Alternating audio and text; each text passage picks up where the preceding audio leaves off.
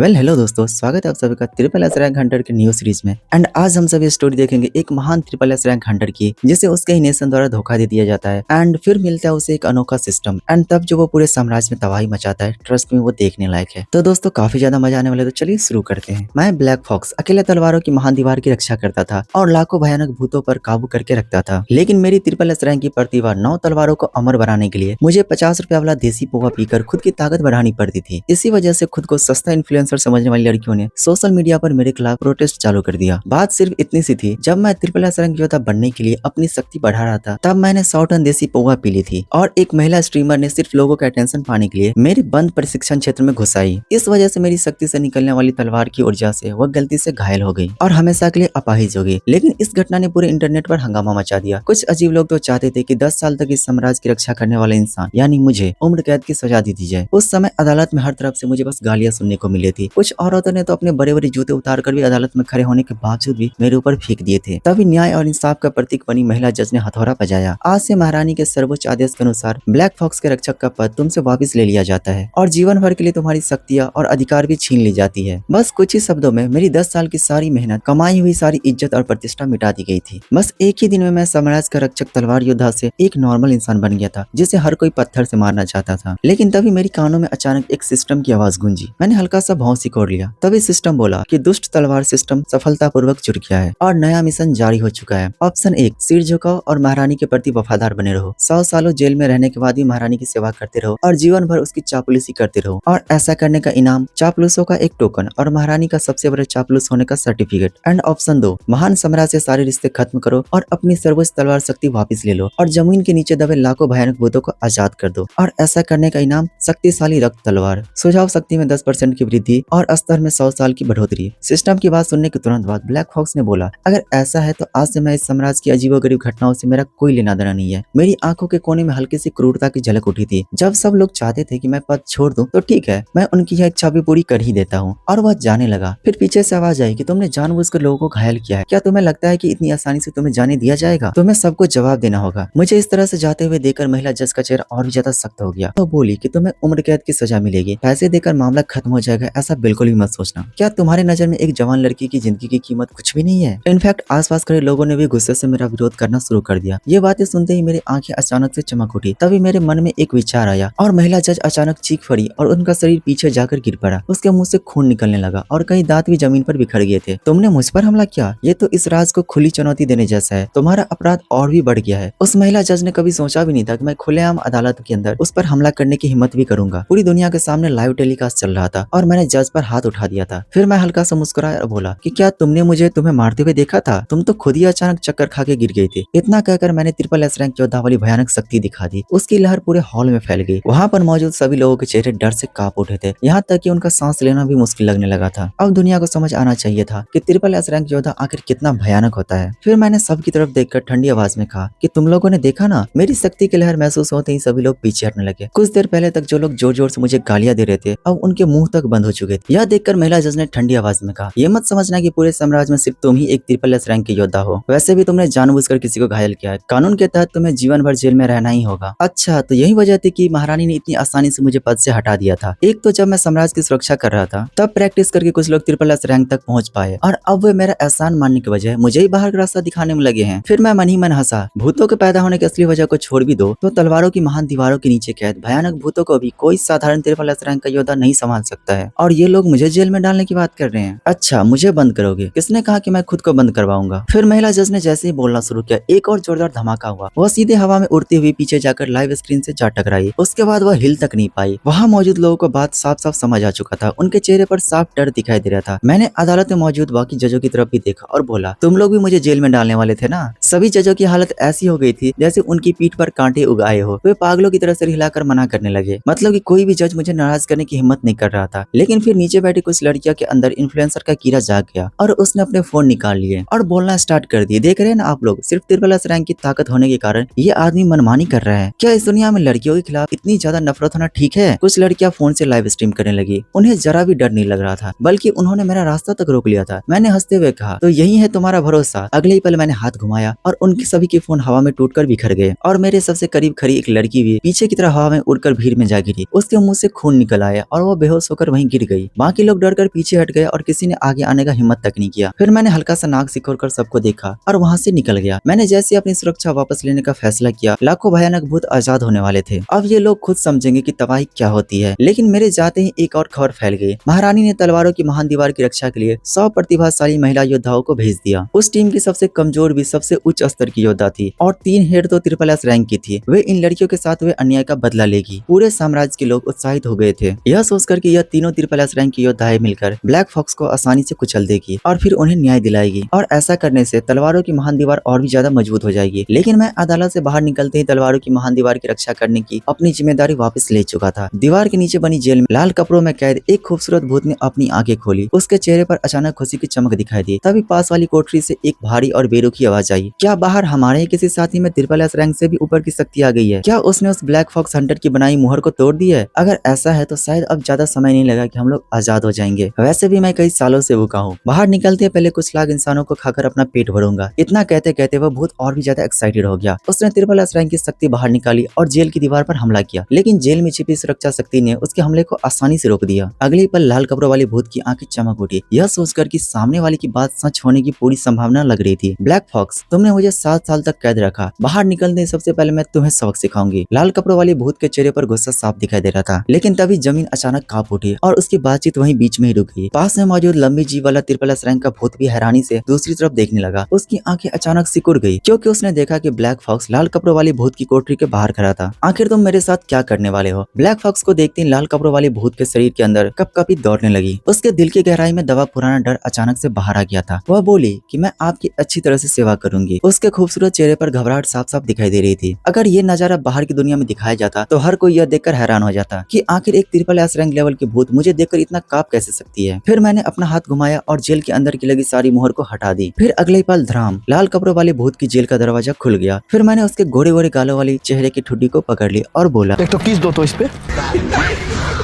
वैसे देखा जाए तो ये भूत भी काफी ज्यादा खूबसूरत और ताकतवर लग रही थी। मेरी हरकतों से वह डर गई थी। अरे आप यह क्या कर रहे हैं? उसकी आवाज डर के कारण अचानक बहुत ही ज्यादा हल्की हो गई। अभी तुमने जो कहा था उसे याद रखना। मैंने बस इतना ही कहा कि लाल कपड़ों वाली भूत एक पल के लिए वहीं जम गई। क्या मालिक ने सारी मुहर बस इसलिए हटा दी थी कि हमें अपनी तरफ मिलाना चाहते हैं और अजीब हमलों के खिलाफ हमारी मदद लेना चाहते हैं? उसकी बात सुनते ही वहाँ मौजूद सारे भूत अचानक सोच में पड़ गए कि अच्छा ऐसा भी हो सकता है। तो ठीक है, अगर इस जगह से बाहर निकालने का मौका मिले तो हमें कोई भी शर्त मंजूर है। मैं इतने सालों से यहाँ अकेला पहरा दे रहा था, लेकिन अब मैं इस साम्राज्य से अलग हो चुका हूँ। आगे से वहाँ होने वाली कोई भी घटनाओं से मेरा कोई संबंध नहीं है। इस जेल की जिम्मेदारी भी अब दूसरे लोग संभालेंगे। यह सुनते ही सभी भूतों की आंखें अचानक चमक उठी। वहाँ मौजूद दर्जनों ट्रिपल एस रैंक के भूत उत्साहित हो गए क्योंकि अब मुझे छोड़कर उन्हें रोकने वाला कोई भी नहीं था। लाल कपड़े वाले भूत ने बाहर से शांत दिखने की कोशिश की और धीरे से पूछा, मास्टर क्या साम्राज्य में कोई ऐसा भी इंसान है जिसकी आपको चिंता है? मैंने शांति से बोला, बिल्कुल भी नहीं। तुम लोग जो करना चाहो कर सकते हो, मैं तुम्हें बिल्कुल भी नहीं रोकूंगा। ऐसा सुनते ही वहाँ मौजूद सभी भूतों में हलचल मच गई। इस तरह अब वे बिना किसी रोक टोक के खुलेआम इंसानों का कत्लेआम कर सकते थे। लेकिन अगले ही पल उन्हें यह भी महसूस हुआ कि करीब 100 ताकतवर इंसान तलवारों की महान दीवार पर पहुंच चुके हैं। उनमें ट्रिपल एस रैंक की योद्धाओं की भी मौजूदगी थी। उन भूतों के लिए बाहर के ये ताकतवर योद्धा किसी बेहतरीन ताकतवर भोजन से बिल्कुल भी कम नहीं थे। मैंने सारी सुरक्षा वापस ले ली। तभी सिस्टम की आवाज गूंजी, बधाई हो, आपने सही विकल्प चुना है। हाई सिक्योरिटी वापस ले ली गई। लाखों भयानक भूतों को आजाद कर दिया गया। इसका इनाम रक्त तलवार और शक्ति में 10% की वृद्धि और स्तर में 100 साल की बढ़ोतरी। फिर अचानक मुझे तुरंत महसूस हुआ कि मेरी शक्ति और भी ज्यादा बढ़ गई है। मेरी ताकत तेजी से बढ़ रही थी और सिस्टम स्पेस से निकाली गई रक्त तलवार से लगातार डरावनी रक्त ऊर्जा बाहर निकल रही थी। इसे देखकर तो वहाँ मौजूद 18 ट्रिपल एस रैंक के भूत की पलकें भी फरफराने लगी थी। ओ भाई, ये तलवार तो भूतों की ऊर्जा से भी ज्यादा खतरनाक है। कहीं ये आदमी शक्ति की लालच में पागल तो नहीं हो गया है? उसी समय महारानी द्वारा भेजी गई 100 प्रतिभाशाली महिलाएं योद्धा अदालत में पहुंच गई। जब उन्हें पता चले कि मैंने अपनी गलती मानने से इनकार कर दिया है तो उनके साथ आई 3 ट्रिपल एस रैंक महिला योद्धाओं ने मीडिया के सामने ऐलान कर दिया, आप सभी चिंता मत कीजिए, हम ब्लैक फॉक्स को पकड़कर आप सभी को दोबारा न्याय दिलाएंगे। महिला स्ट्रीमर, महिला जज और उन लड़कियों के साथ हुए सारी अन्याय की भरपाई उसे करनी ही होगी। इसके बाद तीनों ट्रिपल एस रैंक योद्धाओं की लीडर लिन चान ने कहा, पहले इतनी जल्दबाजी मत करो। मैंने सुना है कि तलवारों की महान दीवार की जेल में कई भूत कैद है। महारानी ने हमें खास तौर पर उन्हें गंभीरता से लेने को कहा है। फिर उसने कहा कि अगर आप लोगों की दिलचस्पी है तो आप ही हमारे साथ चलकर देख सकते हैं। आप सबकी सुरक्षा की गारंटी हम लेते हैं। यह सुनते ही आसपास की भीड़ काफी ज्यादा उत्साहित हो गई। उन्होंने अब तक भूतों को सिर्फ वीडियो में ही देखा था, अपनी आंखों से कभी भी नहीं देखा था। तभी ये झिंगझिंग ने धीरे से पूछा कि दीदी जेल में बहुत सारे भूत है क्या? उसने भी भूतों को अब तक सिर्फ दस्तावेजों में ही देखा था। तलवारों की महान दीवार से मिली जानकारी में भूतों की संख्या दर्ज नहीं थी, तो ऑब्वियस सी बात है कि ज्यादा नहीं होंगे। एंड वैसे भी अगर ब्लैक फॉक्स उन्हें आसानी से दबा कर रख सकता है तो हम तो उन्हें और भी ज्यादा आसानी से संभाल ही लेंगे। लिन चैन ने हल्की सी मुस्कान के साथ कहा, मुझे भी यही लगता है। दोस्तों फिर वही वाली बात हो गई ना कि कुत्ता पालो लेकिन गलतफहमी मत पालो। सही पकड़े हैं।